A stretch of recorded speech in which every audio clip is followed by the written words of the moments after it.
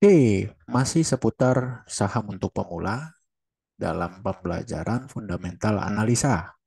Setelah Anda bisa menemukan perusahaan yang memiliki laba dan labanya bertumbuh, maka hal berikutnya yang juga penting dalam analisa fundamental analisa itu adalah Anda harus bisa membedakan laba yang dihasilkan apakah murni dari kegiatan operasional atau tidak. Ya, ambil contoh begini. Ada warung bakso, labanya 1 miliar. Tahun berikutnya warung bakso ini menghasilkan 1,3 miliar laba bersih.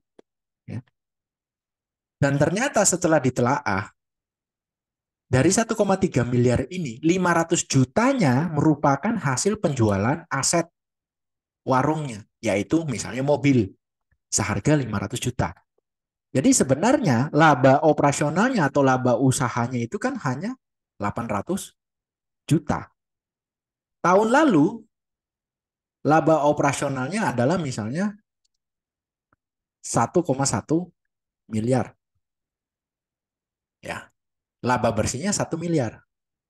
Ya kan? Karena mungkin ada beban keuangan sebesar 100 juta, makanya laba bersihnya tinggal 1 miliar. Itu wajar. Jadi laba operasional dikurangi beban keuangan, sisanya adalah 1 miliar. Itu wajar. Tapi di 2011, laba bersih 1,3 miliar, tapi laba operasionalnya sebenarnya hanya 800 juta. Kenapa laba bersihnya bisa menjadi 1,3 miliar? Karena dia jual mobilnya seharga 500 juta. Itu dimasukkan juga sebagai pendapatan lain-lain. Pertanyaannya, apakah tahun depan dia bisa jual mobilnya lagi? Kalaupun bisa, itu kan namanya menjual aset.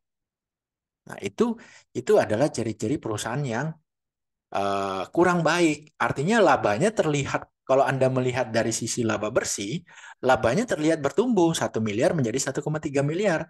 Tapi pertumbuhan ini tidak dihasilkan dari pertumbuhan laba operasional, di mana laba operasionalnya dari 1,1 miliar malah menjadi hanya 800 juta. Ini turun.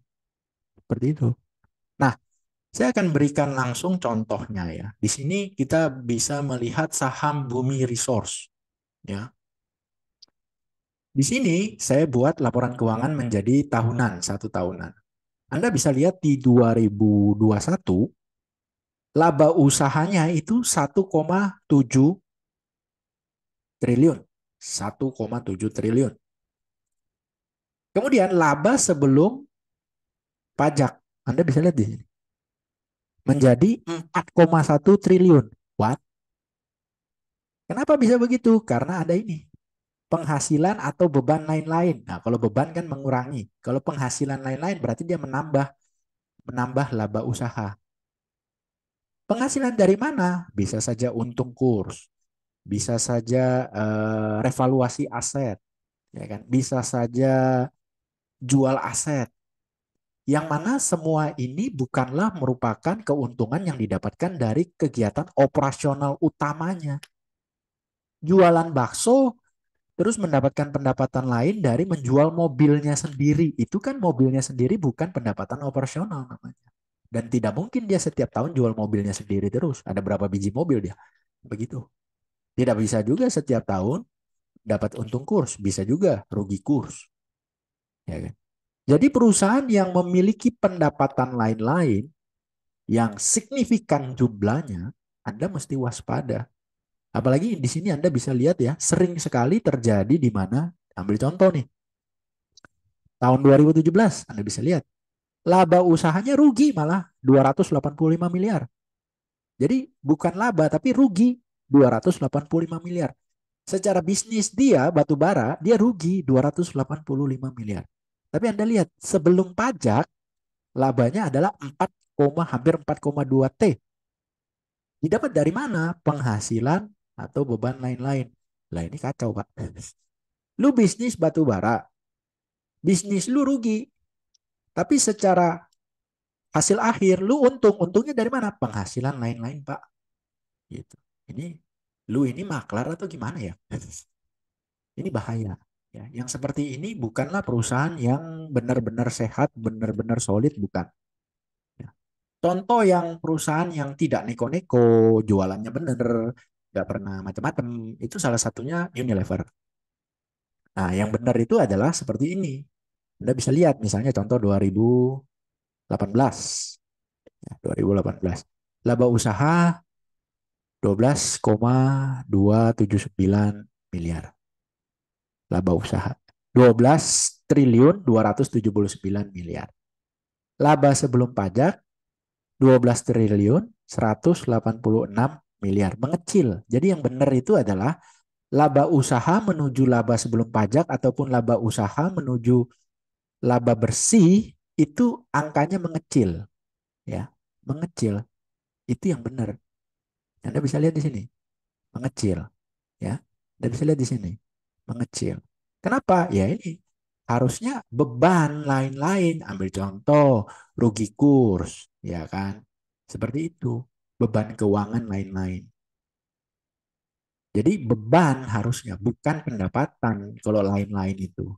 Kalau pendapatan lain-lain mah kacau, ya kan? Apalagi pendapatan lain-lainnya malah lebih besar daripada pendapatan operasional. Waduh, kacau banget dah tuh, ya. Asli kacau. Seperti itu. Jadi yang benar itu adalah seperti ini, ya. Lever. Anda lihat laba usaha menuju laba sebelum pajak mengecil dia.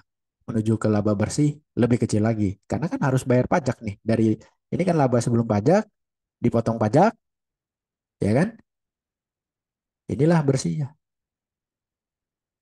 Seperti itu. Jadi tugas pertama Anda adalah mempelajari fundamental. Fundamental juga nggak perlu susah-susah. Anda carilah perusahaan yang laba, labanya bertumbuh, dan laba operasionalnya atau laba usahanya itu uh, lebih besar daripada laba sebelum pajak ataupun lebih besar daripada laba bersih. Jadi laba bersihnya harus lebih kecil daripada laba usaha.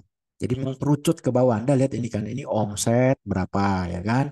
Dikurangi HPP, beban pokok, jadinya laba kotor sekian. Jadi mengecil gitu loh. Omset, laba kotor mengecil. Laba kotor ke laba usaha mengecil. Laba usaha ke laba sebelum pajak mengecil. Laba sebelum pajak menuju ke laba bersih mengecil. Jadi mengkerucut ke bawah ya. Mengkerucut ke bawah. Seperti itu.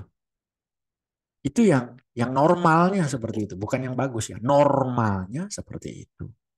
Ya, supaya Anda tidak terkecoh dengan laporan keuangan suatu perusahaan yang memang sering melakukan atraksi sulap. Jadi permainan laporan keuangan itu ada di sini ya, di penghasilan lain-lain itu benar-benar atraksi sulapnya di situ. Oke, sampai jumpa di video berikutnya.